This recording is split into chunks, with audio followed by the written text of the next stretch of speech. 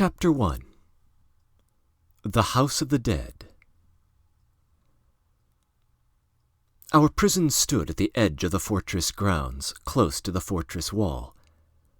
One would sometimes, through a chink in the fence, take a peep into God's world to try and see something, but one could see only a strip of the sky and the high earthen wall overgrown with coarse weeds, and on the wall sentries pacing up and down day and night. And then one would think that there are long years before one, and that one will go on coming to peep through the chink in the same way, and will see the same wall, the same sentries, and the same little strip of sky. Not the sky that stood over the prison, but a free, far-away sky. Imagine a large courtyard, 200 paces long and 150 wide, in the form of an irregular hexagon, all shut in by a paling, that is, a fence of high posts stuck deeply into the earth, touching one another, strengthened by crossway planks and pointed at the top. This was the outer fence of the prison. On one side of the fence there is a strong gate, always closed, always, day and night, guarded by sentries. It is opened on occasion to let us out to work. Outside that gate is the world of light and freedom, where men live like the rest of mankind. But those living on this side of the fence picture that world as some unattainable fairyland. Here there is a world apart, unlike everything else, with laws of its own dress, its own manners and customs. And here is the house of the living dead, life as nowhere else and a people apart. It is this corner apart that I am going to describe. When you come into this enclosure, you see several buildings within it. On both sides of the large inner court run two long log houses of one story. These are the prison barracks. Here the convicts live, distributed in divisions. Then, at the further end of the enclosure, another similar log house. This is the kitchen, divided in two for the use of two messes. Beyond it, another building, where are the cellars, the storehouses, and stables, all under one roof.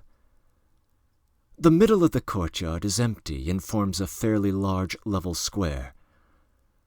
Here the convicts fall in.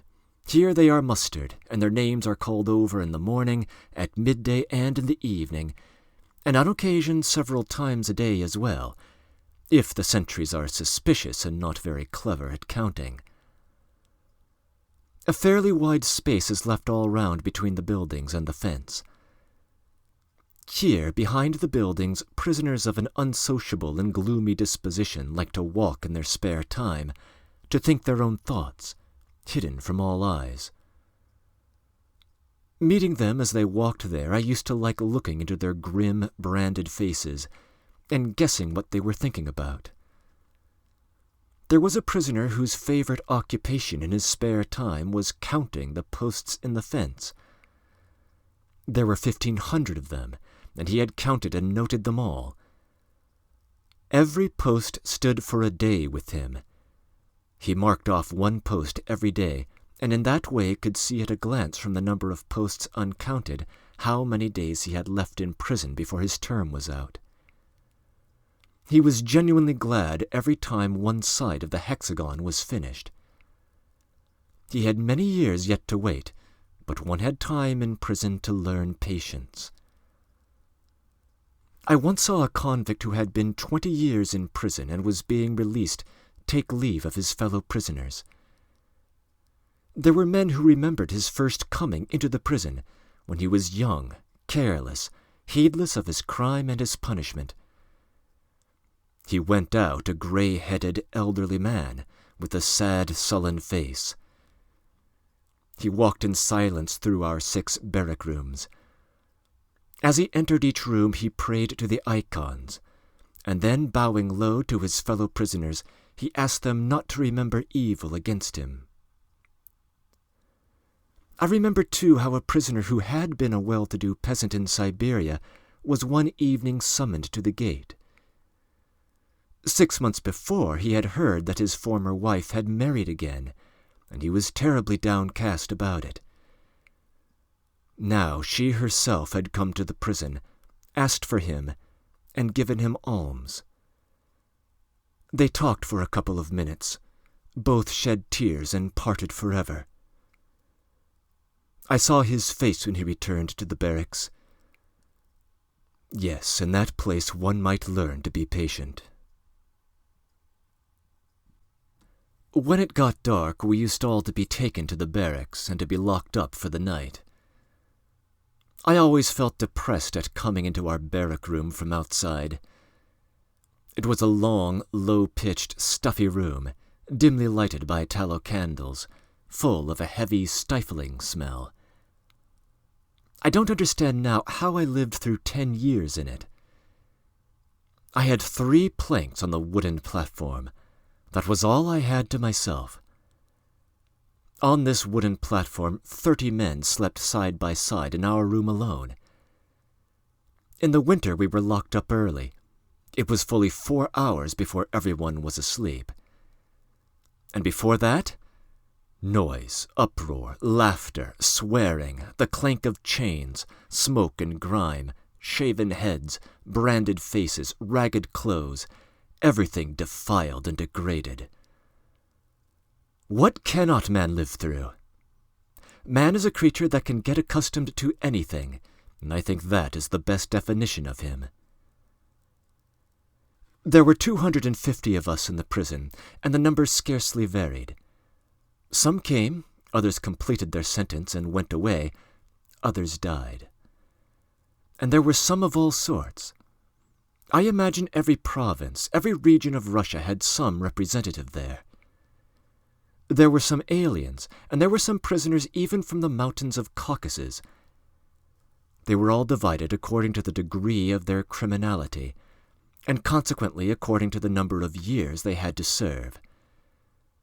I believe there was no sort of crime that had not sent some prisoner there. The bulk of the prison population were exiled convicts, or silno katorjny of the civilian division. The silna katorjny, or heavily punished convicts, as the prisoners naively mispronounced it. These were criminals entirely deprived of all rights and property, fragments cut off from society, with branded faces to bear witness forever that they were outcasts. They were sentenced to hard labor for terms varying from 8 to 12 years, and afterwards they were sent to live as settlers in some Siberian village. There were prisoners of the military division, too, who were not deprived of rights, as is usual in Russian disciplinary battalions. They were sentenced for brief terms. At the expiration of their sentence, they were sent back whence they had come to serve in the Siberian line regiments. Many of them returned almost at once to the prison for some second serious offense, this time not for a short term, but for 20 years. This division was called the Lifers. But even these Lifers were not deprived of all rights. Finally, there was one more fairly numerous special division of the most terrible criminals, principally soldiers. It was called the Special Section. Criminals were sent to it from all parts of Russia. They considered themselves in for life and did not know the length of their sentence. According to law, they had to perform double or treble tasks. They were kept in the prison until some works involving very severe hard labor were opened in Siberia. "You are in for a term, but we go onwards into servitude," they used to say to other prisoners. I have heard that this class has since been abolished. The civilian division, too, has been removed from our prison also, and a single disciplinary battalion of convicts has been formed. Of course, the officials in control of the prison were all changed at the same time. So I am describing the past, things long bygone. It was long ago. It all seems like a dream to me now. I remember how I entered the prison. It was in the evening in January. It was already dark. The men were returning from their work, and they were getting ready for the roll call. A non-commissioned officer with mustaches at last opened for me the door of this strange house in which I was to spend so many years, and to endure sensations of which I could never have formed the faintest idea if I had not experienced them. I could never have imagined, for instance, how terrible and agonizing it would be never once for a single minute to be alone for the 10 years of my imprisonment. At work to be always with a guard, at home with 200 fellow prisoners, not once alone. Yet this was not the worst I had to get used to. There were here men who were murderers by mischance, and men who were murderers by trade, brigands and brigand chiefs. There were simple thieves and tramps who were pickpockets or burglars. There were people about whom it was difficult to guess why they had come. Yet each had his own story, confused and oppressive as the heaviness that follows a day's drinking. As a rule, they spoke little of their past. They did not like talking about it, and evidently tried not to think of bygone days. I knew some among them, even murderers, so gay, so heedless of everything, that one might bet with certainty that their consciences never reproached them. But there were gloomy faces, too, men who were almost always silent. As a rule, it was rare for anyone to talk of his life, and curiosity was not the fashion. It was somehow not the custom and not correct.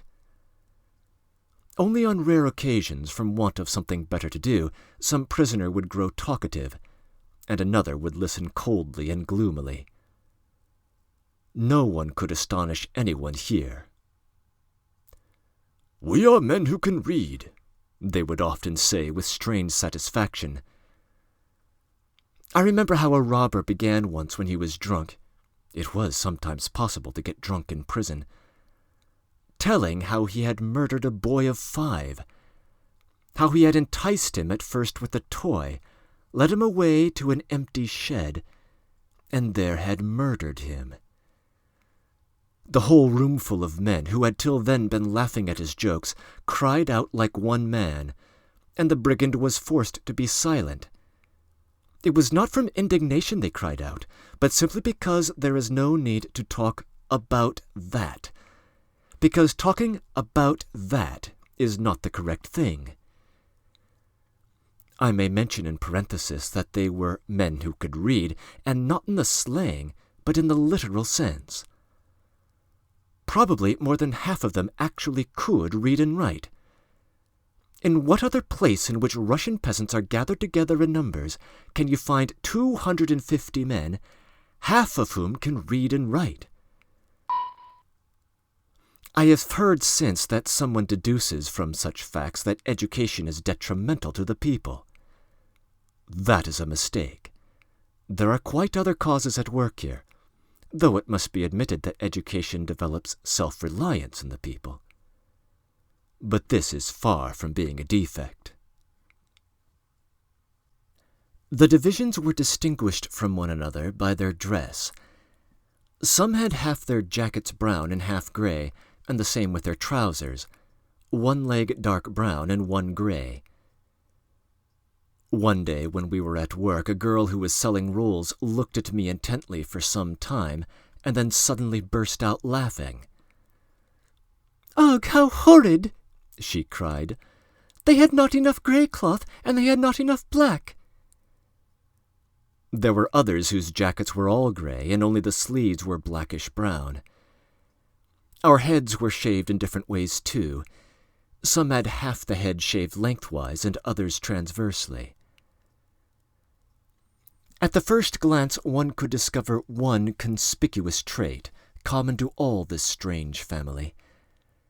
Even the most prominent and original personalities, who unconsciously dominated the others, tried to adopt the common tone of the prison. Speaking generally, I may say that, with the exception of a few indefatigably cheerful fellows, who were consequently regarded with contempt by everyone, they were all sullen, envious, dreadfully vain, boastful people, prone to take offense and great sticklers for good form. Not to be surprised at anything was regarded as the greatest merit. They were all mad on keeping up to their standard of good form. But often the most aggressive conceit was followed in a flash by the most cringing feebleness. There were some genuinely strong characters. They were simple and unaffected. But strange to say, even among these really strong people, there were some who were vain to the most exaggerated degree, to a morbid point. As a rule, vanity and regard for appearances were most conspicuous. The majority of them were corrupt and horribly depraved. Slander and backbiting went on incessantly. It was hell, outer darkness. But no one dared to rebel against the self-imposed rules and the accepted customs of the prison. All submitted to them. There were exceptional characters who found it hard and difficult to submit, but still they did submit. Some who came to the prison were men who had lost their heads, had become too reckless when at liberty, so that at last they committed their crimes as it were irresponsibly, as it were without an object, as it were in delirium, in intoxication, often from vanity excited to the highest pitch. But they were quickly suppressed, though some had been the terror of whole villages and towns before they came to prison. Looking about him, the newcomer soon realized that he had come to the wrong place, that there was no one he could impress here, and he gradually submitted and fell in with the general tone. This general tone was apparent externally in a certain peculiar personal dignity of which almost every inmate of the prison was acutely conscious. It was as though the status of a convict, of a condemned prisoner, was a sort of rank, and an honorable one too. There was no sign of shame or repentance. Yet there was an external, as it were official, resignation, a sort of philosophic calm. "We are a lost lot," they used to say. "Since we didn't know how to get on in freedom, now we must walk the green street and count the rinks. Since we disobeyed our fathers and mothers, now we must obey the drum tap. We wouldn't embroider with gold, so now we break stones on the road." Such things were often said by way of moral reflections and proverbial sayings, but never seriously. They were all words. I doubt whether one of the convicts ever inwardly admitted his lawlessness. If anyone, not a prisoner, were to try reproaching the criminal for his crime, upbraiding him, though it is not the Russian way to reproach a criminal, an endless stream of oaths would follow. And what masters of abuse they were! They swore elaborately, artistically. Abuse was carried to a science with them. They tried to score not so much by insulting words as by insulting meaning, spirit, ideas, and that is subtler and more malignant. This science was developed to a higher point by their incessant quarrels. All these people were kept at work by force. Consequently, they were idle. Consequently, they were demoralized. If they had not been depraved beforehand, they became so in prison. They had all been brought together here apart from their own will. They were all strangers to one another. "The devil must have worn out 3 pairs of shoes before he brought us all here," they used to say of themselves. And so backbiting, intrigues, womanish slander, envy, quarreling, hatred were always conspicuous in this hellish life. No old woman could be such old woman as some of these cutthroats. I repeat, there were strong characters even among them, men who had been accustomed all their lives to go ahead and to dominate, hardy and fearless. These men were instinctively respected. Yet though they, for their part, were often very jealous over their prestige, as a rule they tried not to oppress the others, did not pick quarrels over trifles, behaved with exceptional dignity, were reasonable, and almost always obeyed the authorities. Not from any principle of obedience, nor from a sense of duty, but as though it were a sort of contract with the authorities for the mutual advantage of both. On the other hand, they were treated with consideration. I remember how one of these convicts, a fearless and determined man, well known to the authorities for his brutal propensities, was once summoned to be punished for some offense. It was a summer day and not in working hours. The officer who was immediately responsible for the management of the prison came himself to the guardhouse, which was close to our gate, to be present at the punishment. This major was, so to speak, a fateful being for the prisoners. He had reduced them to trembling before him. He was insanely severe, flew at people, as the convicts said.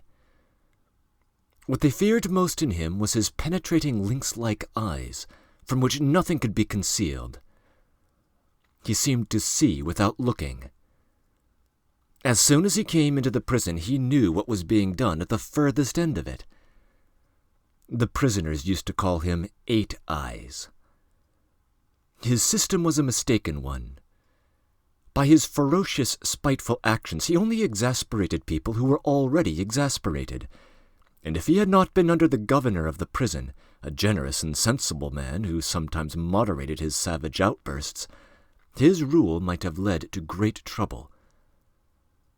I can't understand how it was he did not come to a bad end. He retired and is alive and well, though he was brought to trial for his misdeeds. The convict turned pale when his name was called. As a rule, he lay down to be flogged resolutely and without a word, endured his punishment in silence, and got up again quite lively, looking calmly and philosophically at the mishap that had befallen him. He was always, however, handled with caution. But this time he thought himself for some reason in the right. He turned pale and managed, unseen by the guard, to slip into his sleeve a sharp English knife.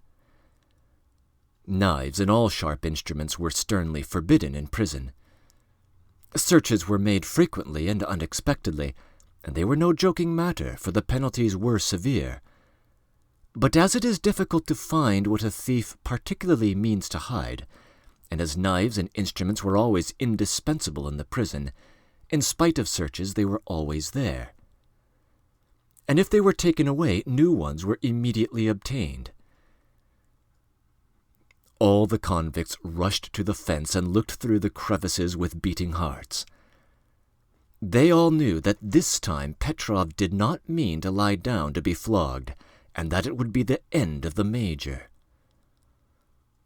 But at the critical moment our major got into his droshky and drove away, leaving the execution of the punishment to another officer.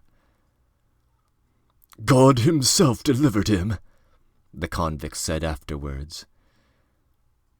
As for Petrov, he bore his punishment quite calmly. His wrath passed off with the departure of the major. The convict is obedient and submissive up to a certain point, but there is a limit which must not be overstepped. By the way, nothing can be more curious than these strange outbreaks of impatience and revolt. Often a man is patient for several years, is resigned, endures most cruel punishment, and suddenly breaks out over some little thing, some trifle, a mere nothing. From a certain point of view he might be called mad, and people do call him so, in fact.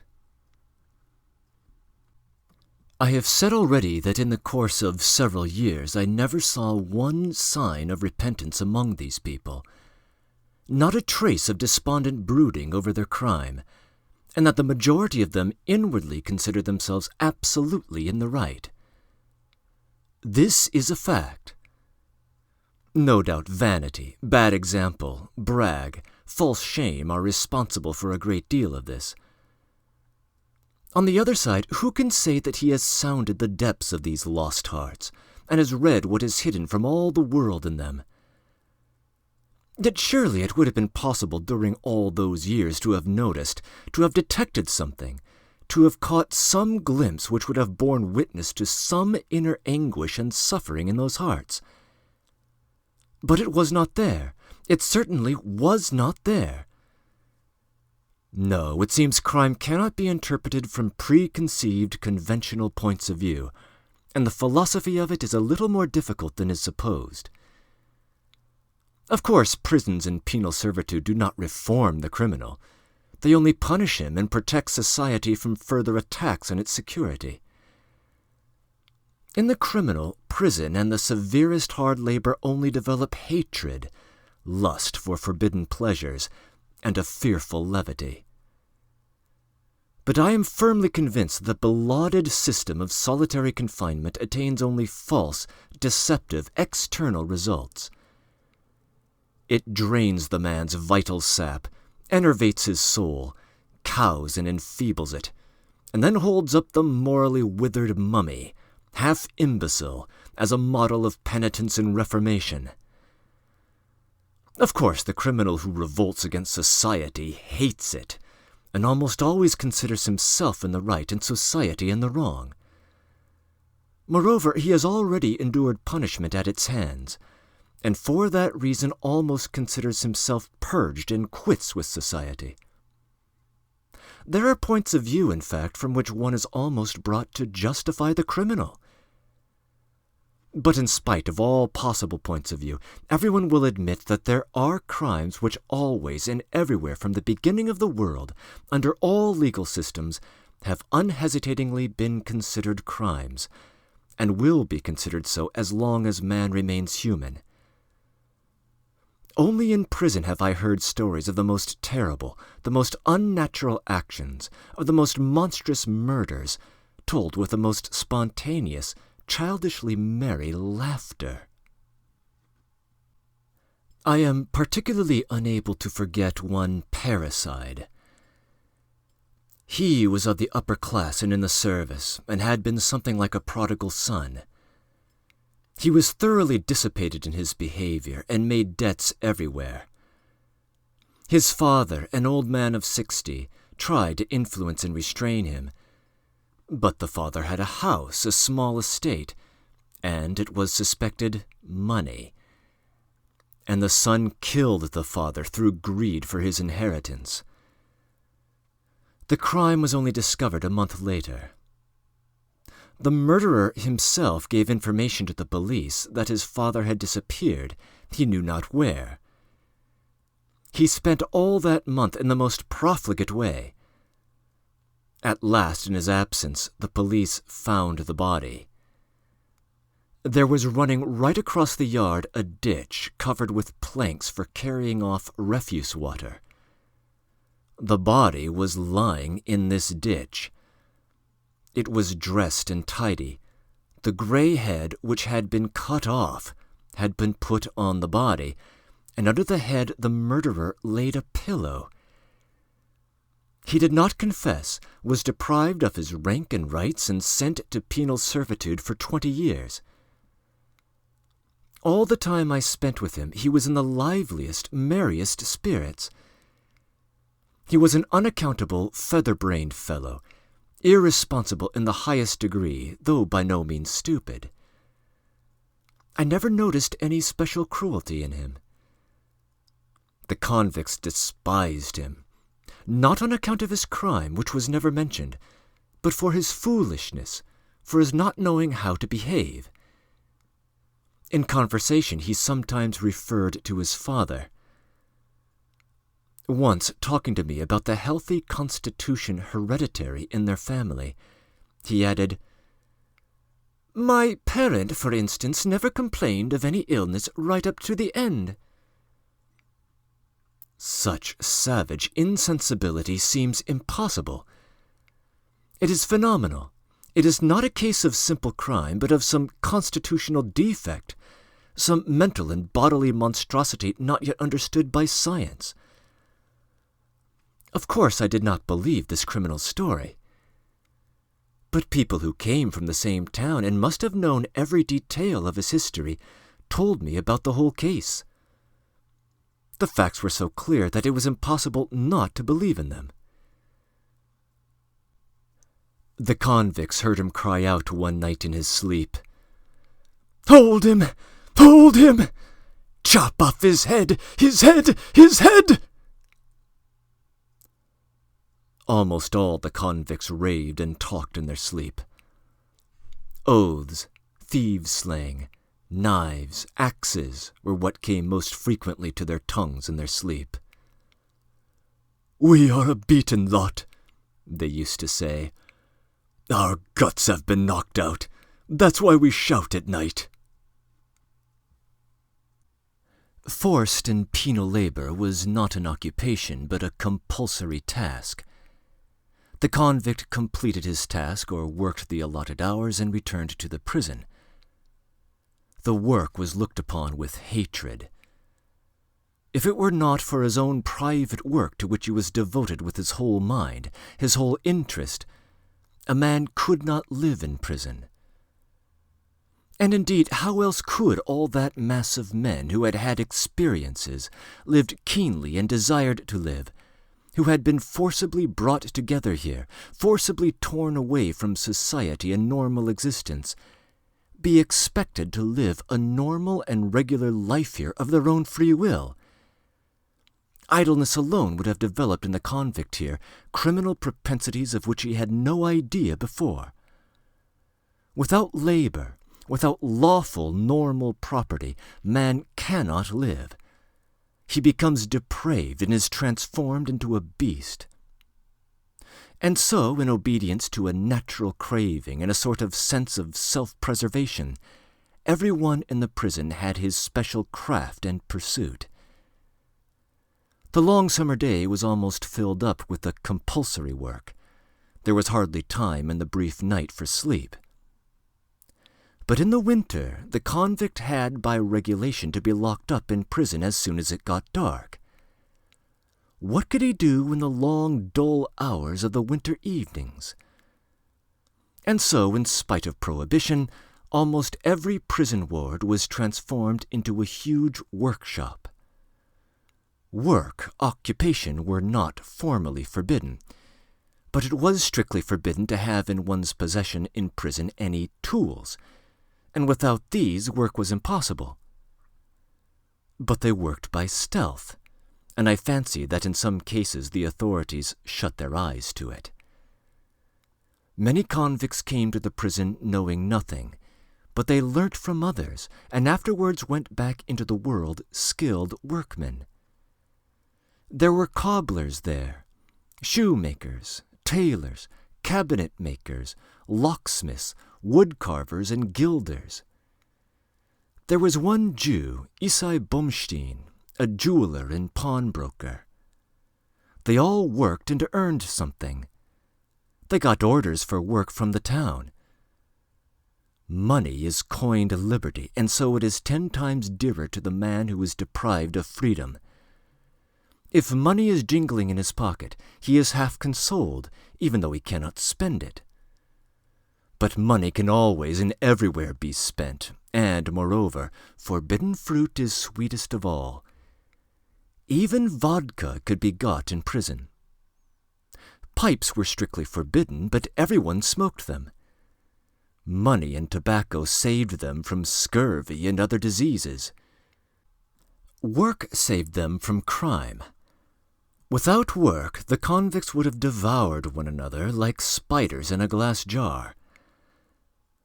In spite of this, both work and money were forbidden. From time to time, a sudden search was made at night, and all forbidden articles were carried off. And however carefully money was hidden, it was sometimes found by the searchers. This was partly why it was not saved, but was quickly spent on drink. That was how vodka came to be brought into prison. After every search, the guilty, in addition to losing their property, were severely punished. But after every search, all they had lost was immediately replaced. New articles were promptly procured, and everything went on as before. The authorities knew this, and the convicts did not grumble at the punishments, though such a life was like living on Vesuvius. Those who did not know a craft carried on some other sort of trade. Some ways of doing so were rather original. Some, for instance, were only occupied in buying and retailing, though they sometimes sold things which it would never occur to anyone outside the walls of the prison to buy or sell, or indeed to consider as things at all. But the prisoners were very poor and had great commercial ability. The poorest rag had its price and was turned to account. They were so poor that money had quite a different value in prison. A great and complicated piece of work was paid for in farthings. Some practiced money-lending with success. Convicts who had been extravagant or unlucky carried their last possessions to the moneylender and got from him a few copper coins at a fearful rate of interest. If the articles were not redeemed at the time fixed, they were sold without delay or remorse. The moneylending flourished to such an extent that even prison property liable to inspection was accepted as a pledge. For instance, the prison clothes, boots, and so on, things which were essential for every convict at every moment. But such transactions sometimes took a different, though not altogether unexpected, turn. The pawner, after receiving the money, would sometimes, without further talk, go straight to the senior sergeant in command and inform him of the pawning of prison property, and it would be immediately taken back from the pawnbroker without even a report on the subject to the higher authorities. It is a curious fact that sometimes this was not followed by a quarrel.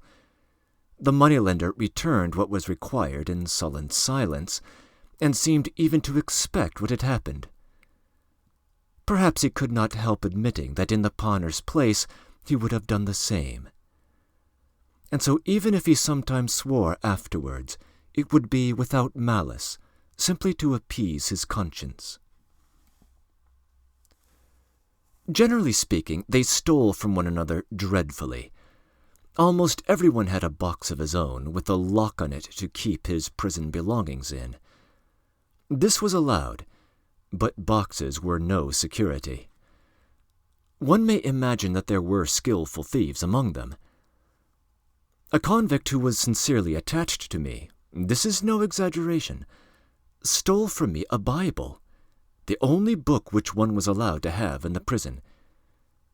He confessed it to me himself the same day, not from repentance, but feeling sorry for me because I spent such a long time looking for it. There were convicts who traded in vodka and soon grew rich.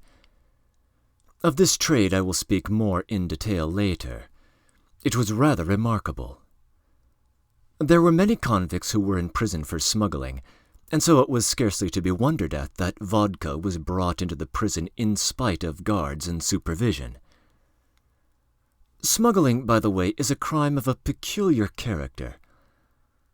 Would it be believed, for instance, that gain is only a secondary consideration with some smugglers, and is never in the foreground of their minds?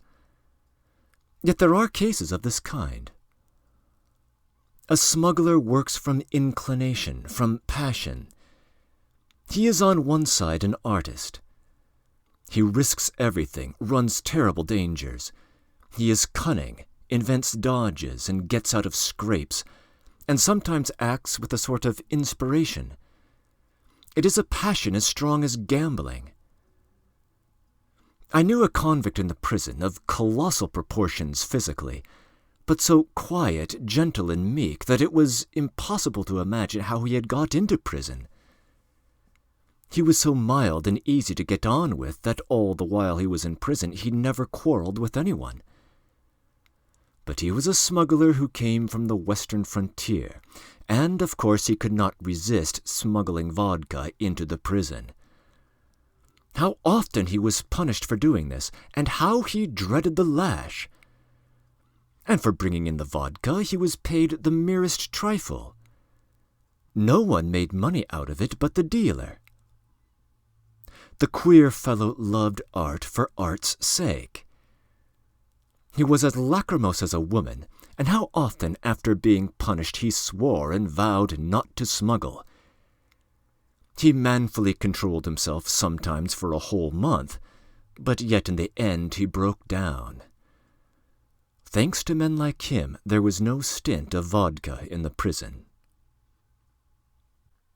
Finally, there was another source of income for the convicts, which, though it did not enrich them, was constant and very welcome. This was charity. The higher classes in Russia have no idea how deeply our merchants, tradespeople, and peasants concern themselves about the unfortunates. Almsgiving is almost continual, usually in the form of bread, fancy loaves and rolls, far more rarely in money. But for these gifts, in many places prisoners, especially those who are awaiting trial and are much worse treated than convicts, would fare badly. The alms are divided with religious exactitude among the convicts. If there is not enough for all, the loaves are cut up equally, sometimes even into 6 portions, and every prisoner invariably receives his piece. I remember the first time I received money alms. It was soon after my arrival in the prison. I was returning from my morning work alone with the guard. There came to meet me a mother and her child, a little girl of 10, pretty as an angel. I had seen them once already. The mother was the widow of a soldier. Her husband, a young soldier, had died in hospital in the convict ward while awaiting his trial, at the time when I, too, was lying ill there. The mother and daughter came to say goodbye to him. Both cried terribly. Seeing me, the little girl flushed and whispered something to her mother. The latter at once stopped short, found a farthing in her bag, and gave it to the child. The latter flew running after me. "There, poor man, take a farthing for Christ's sake," she cried, overtaking me and thrusting the coin into my hand. I took her farthing, and the girl returned to her mother quite satisfied. I treasured that farthing for a long time. Breaking in. As noted in my introductory comments, Dostoevsky often takes deliberate steps to forestall any objections from the censor. We see an early indication of this here when he is at pains to emphasize that certain dubious practices of the criminal justice system come from a time long bygone, by which he means under the reign of Nicholas I, who ruled while Dostoevsky was in prison. The so-called special division, where convicts didn't even know the length of their sentence, presumably did not survive the reforms of Aleksander II, who was Tsar at the time of writing.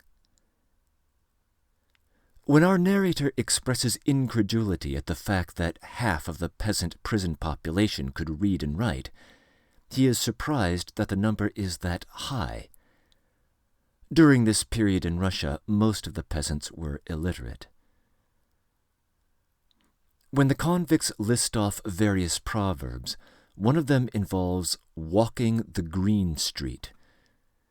This expression refers to a form of corporal punishment that involves being beaten with sticks. We'll hear more about this practice later in the book. End of comments.